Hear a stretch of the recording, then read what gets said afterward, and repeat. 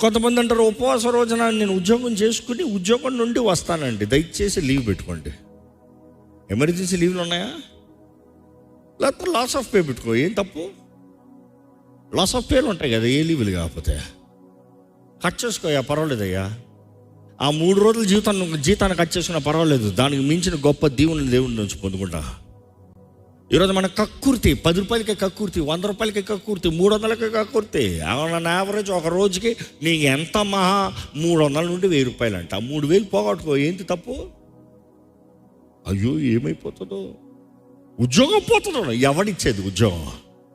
హెచ్చింపిచ్చేది ఎవడో? ఎవడి కొరకు త్యాగం చేస్తున్నావు? దేవుడి కొరకు ఏది నీ త్యాగం? అయినా నువ్వు దేవుడి కొరకు చేస్తున్నావు, నీ బ్రతుకు మార్చుకుంటాం కొరకు దేవుని దగ్గరకు వస్తున్నావా? మనం అనుకుంటాం మన ఏదో దేవుడికి, మనకు దేవుడికి ఏం కాదు, మన కొరకు.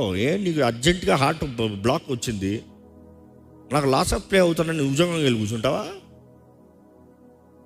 నీ జీవితం పాడవుతుంది, నీ కుటుంబం పాడవుతుంది, నీ బ్రతుకు పాడవుతుంది. What are you doing? Loss of pay అవుతుందండి. Believe God of restoration.